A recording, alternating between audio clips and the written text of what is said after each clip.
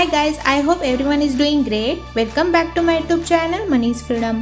तो आज के वीडियो में हम निफ्टी एंड बैंक निफ्टी का एनालिसिस करते हैं और उसके साथ साथ कुछ अच्छे स्टॉक्स भी देखते हैं जो अभी बाइंग लेवल पे अवेलेबल है।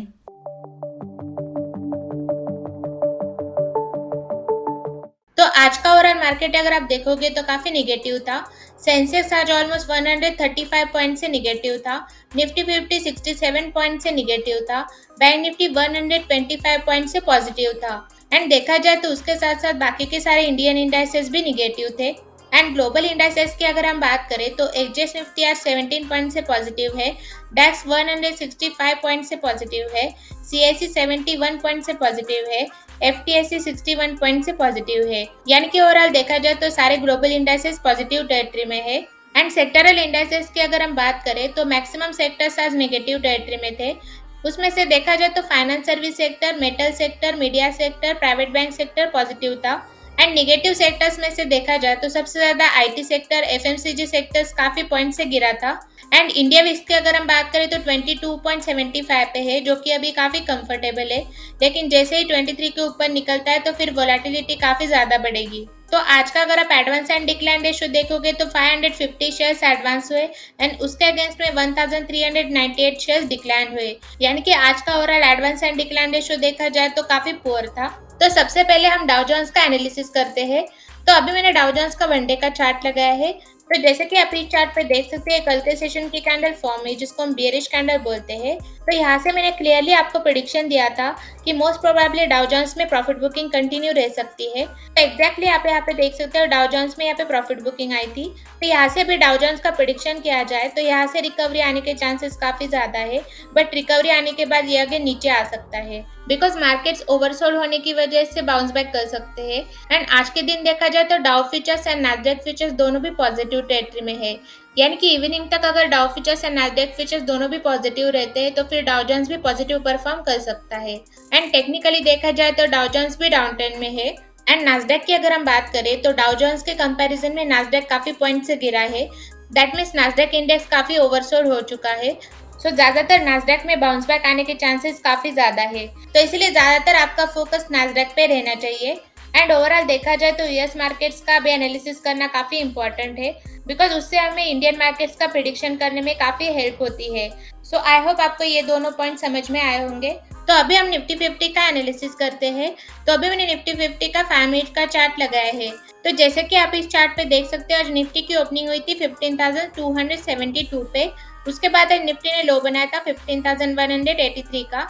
एंड आफ्टर दैट आज निफ्टी ने हाई बनाया है 15,400 का। यानी कि ओवरऑल देखा जाए तो निफ्टी की ओपनिंग गैप डाउन से हुई थी। एंड गैप डाउन ओपनिंग होने के बाद इसमें प्रॉफिट बुकिंग कंटिन्यू आई थी।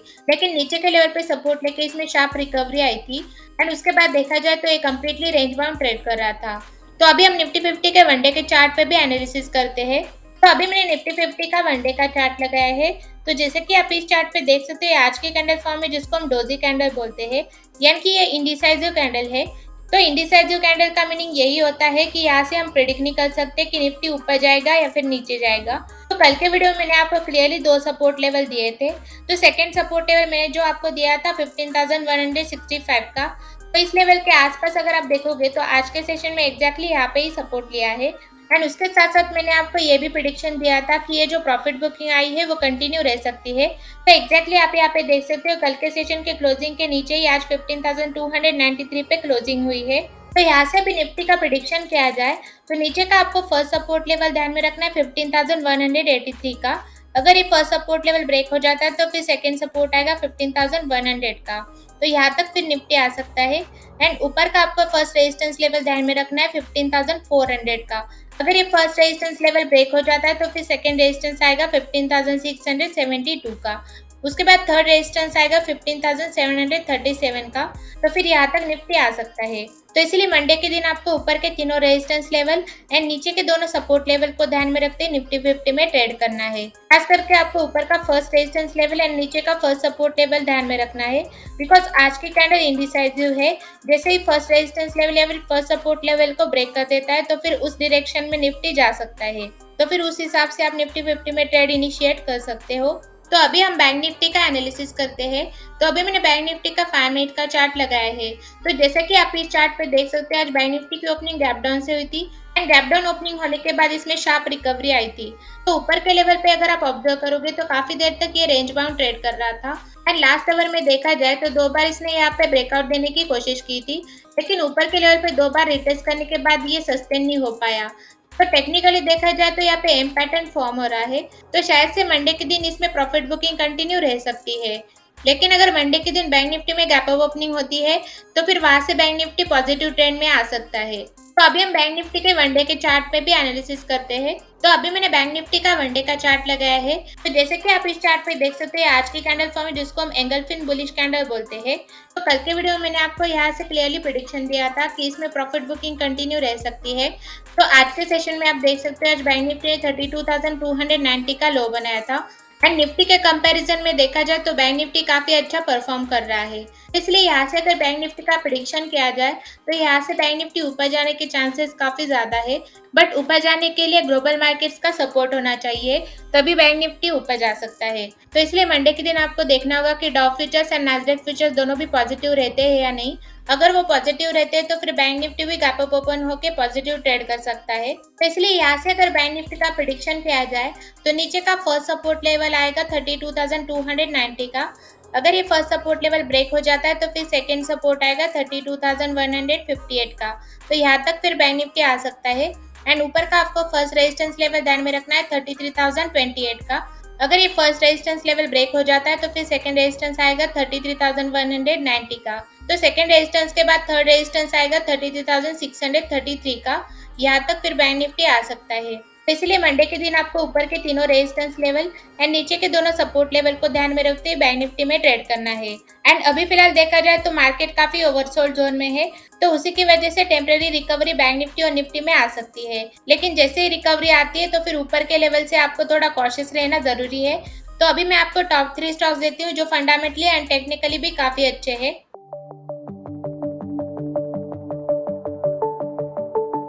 तो फर्स्ट स्टॉक है प्राज इंडस्ट्रीज लिमिटेड।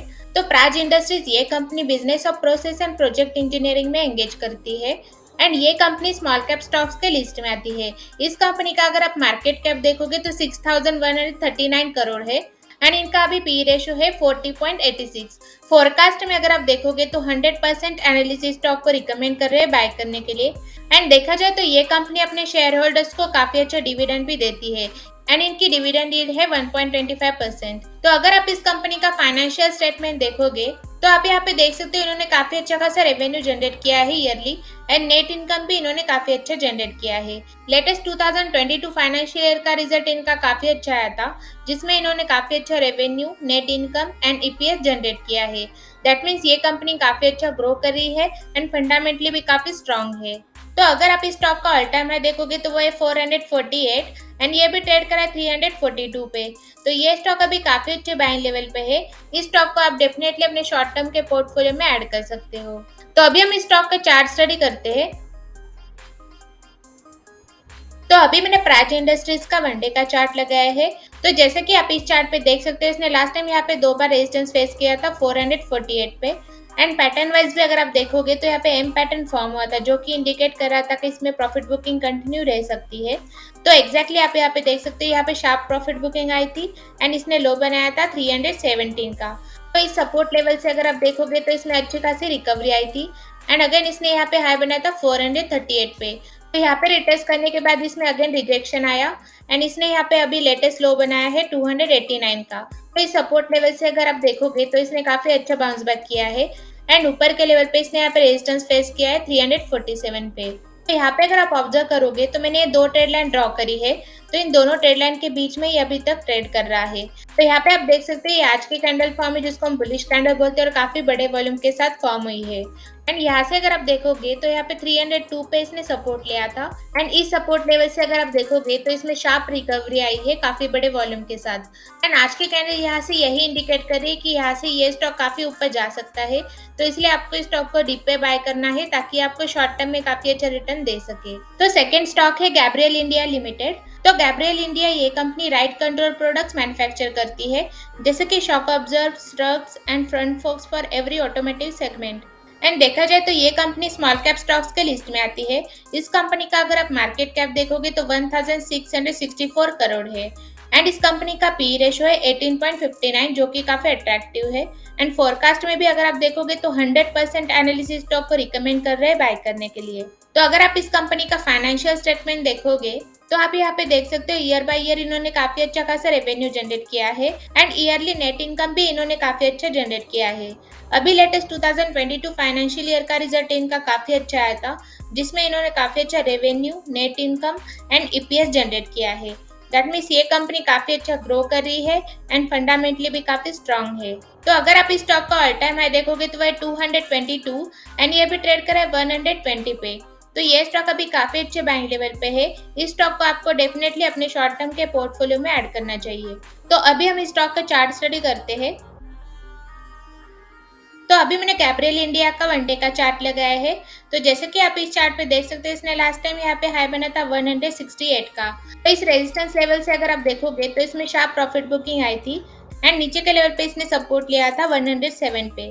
एंड बीच में भी अगर आप देखोगे तो 151 के लेवल पे इसने यहाँ पे रिटेस्ट किया था, लेकिन यहाँ से भी इसमें रिजेक्शन आया था।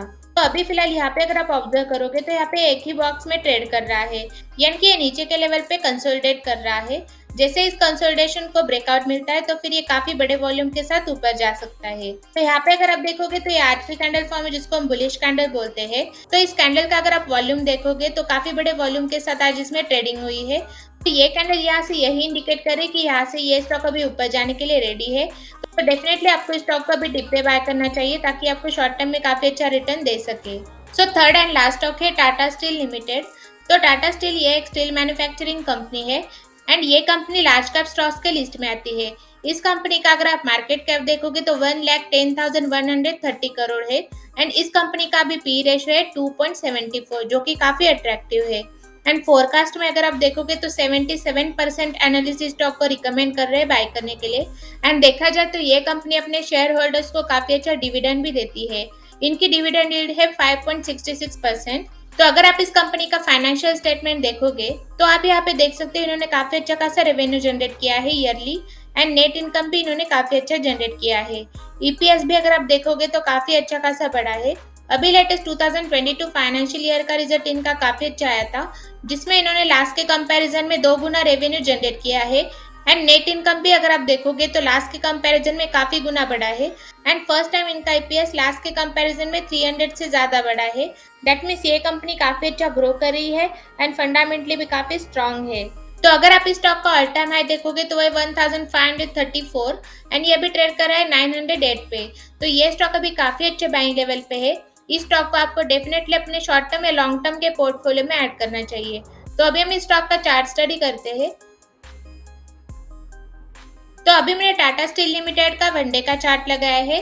तो जैसे कि आप इस चार्ट पे देख सकते हैं, इसने लास्ट टाइम यहाँ पे हाई बना था 1536 का एंड पैटर्न वाइज भी अगर आप देखोगे तो यहाँ पे head and shoulder pattern form हुआ था।